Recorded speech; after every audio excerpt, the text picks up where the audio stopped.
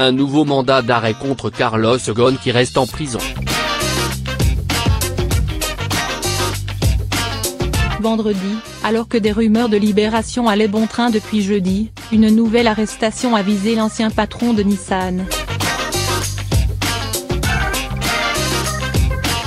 Nouveau rebondissement judiciaire, Carlos Ghosn a fait vendredi l'objet d'un troisième mandat d'arrêt au Japon sur des charges supplémentaires, anéantissant ses espoirs d'une libération immédiate.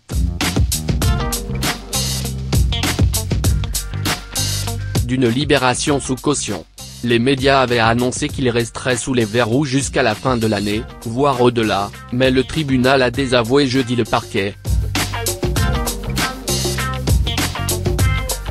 Refusant d'étendre la garde à vue du dirigeant de 64 ans et rejetant ensuite l'appel des procureurs.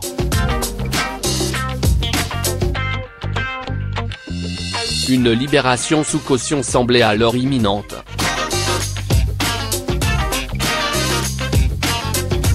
Mais c'était sans compter sur la ténacité du parquet, furieux selon les médias d'avoir été désavoué la veille.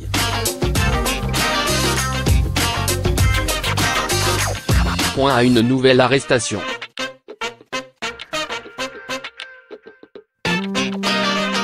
Le bureau des procureurs a ainsi décidé de l'arrêter de nouveau, ce qui lui donne 48 heures supplémentaires pour l'interroger sur de nouvelles charges. D'abus de confiance cette fois.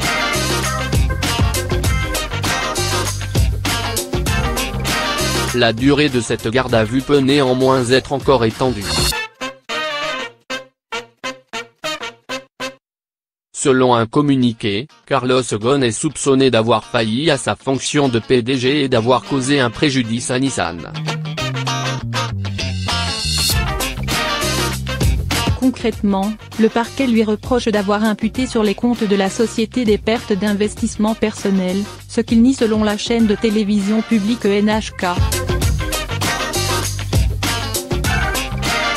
Pour le moment, le franco-libano-brésilien a été inculpé le 10 décembre pour avoir omis de déclarer aux autorités boursières environ 5 milliards de yens, 38 millions d'euros, de revenus sur 5 années, de 2010 à 2015. Son bras droit Greg Kelly, arrêté en même temps que lui, a aussi été mis en examen. Les deux hommes sont également soupçonnés de minoration d'émoluments sur la période 2015-2018, pour un montant de 4 milliards de yens. Pas la meilleure phase du Japon.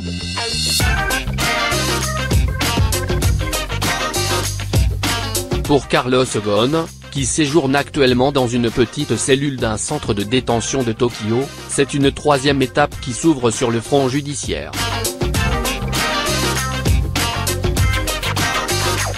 Un imbroglio qui risque d'alimenter les critiques sur la justice nippone. Le système pénal japonais a été révélé au grand jour à l'étranger. Ce n'est pas forcément la meilleure phase du Japon, ce n'est pas bon pour le monde des affaires.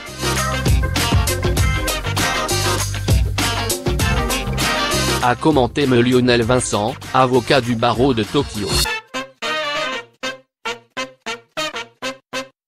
Les dirigeants étrangers sont surpris de la brutalité de la procédure et craignent à tort d'être pris au piège de règles qu'ils ne connaissent pas et d'un système qu'ils ne maîtrisent pas, a-t-il ajouté. Nissan a des preuves substantielles et convaincantes. Pendant ce temps, l'alliance Renault-Nissan est dans la tourmente. Les constructeurs japonais Nissan et Mitsubishi Motors ont déjà révoqué à l'unanimité. Carlos Ghosn de la présidence de leur conseil d'administration, mais le groupe français Renault l'a maintenu jusqu'à présent à son poste. De son côté, Nissan se prépare à une éventuelle libération de son ancien sauveur. Qu'il accuse aujourd'hui de tous les maux, notamment d'avoir utilisé des résidences de luxe dans le monde entier aux frais de la compagnie. Pour le groupe, qui a mené l'enquête pendant des mois en interne avant de transmettre les charges au parquet, les preuves sont substantielles et convaincantes.